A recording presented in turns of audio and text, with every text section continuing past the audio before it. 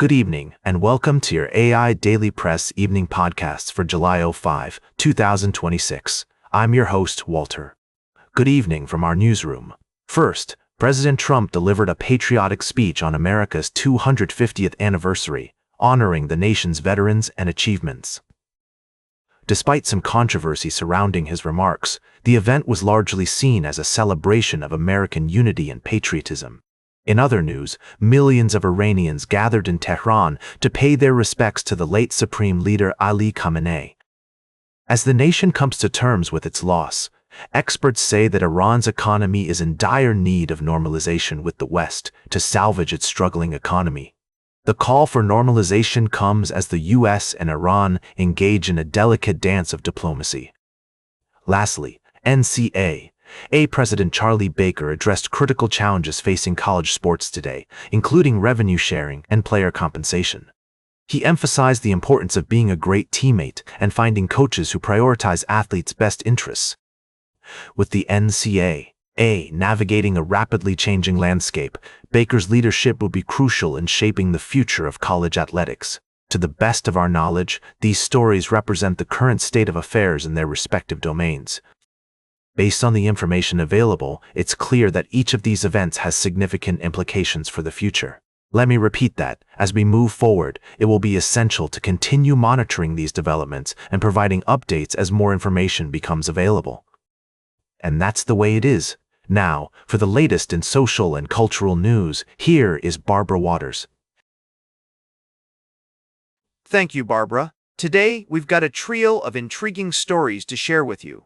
First off, MicroStrategy's alleged sale of a portion of its Bitcoin holdings has sparked intense debate among cryptocurrency enthusiasts. While some view this as a negative development for Bitcoin, others see it as a natural part of the company's evolution and a testament to the growing maturity of the cryptocurrency market. Don't panic, folks. As I always say, the more things change, the more they stay the same. Meanwhile, a discussion on Reddit's r/passive income community has highlighted the complexity of passive income strategies. Investors should prioritize transparency, flexibility, and alignment with their overall financial objectives when evaluating different approaches. And finally, our market analysis takes a closer look at Deere Company, the Boeing Company, and Truist Financial Corporation as they navigate various challenges and opportunities.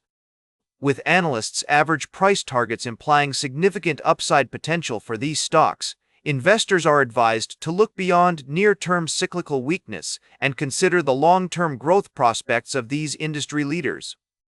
Where do you stay your money on Monday?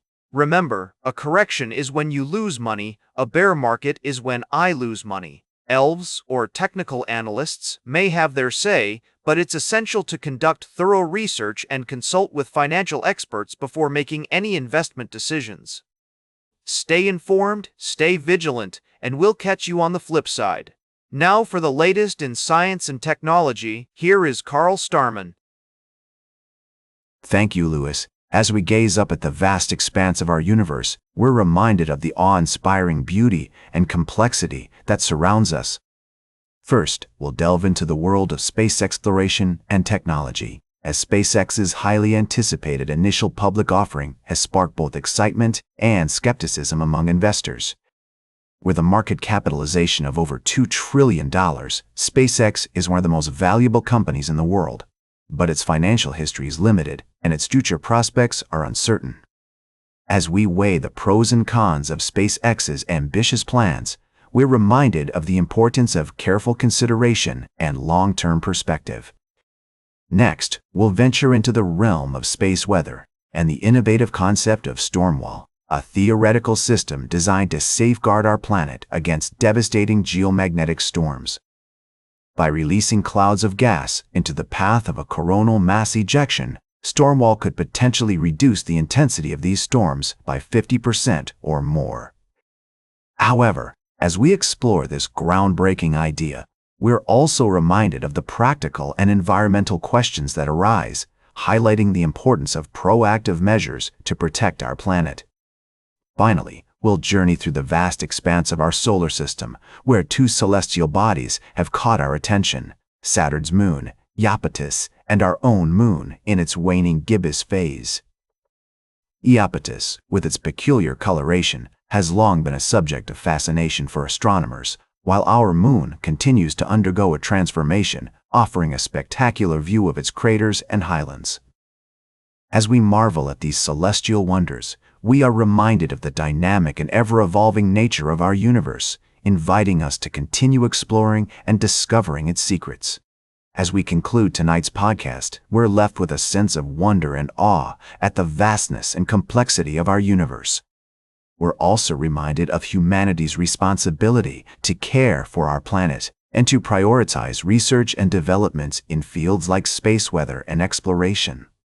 As we look up at the stars, we're inspired to continue pushing the boundaries of knowledge and understanding, and to strive for a safer and more resilient future for generations to come. Now, for the latest in sports, here is Howard Closewell. Thank you, Carl. First off, we've got a situation brewing with the New York Giants. Several players are facing an uncertain future as training camp approaches. Notable names like Thomas Moore and Kevin Stefanski are no longer part of the team, and it's anyone's guess who will still be wearing Giant blue when the season kicks off. Meanwhile, in Cleveland, the Browns are making waves with their revamped roster. The offense has undergone significant changes, and fans are eager to see how it all comes together under new leadership.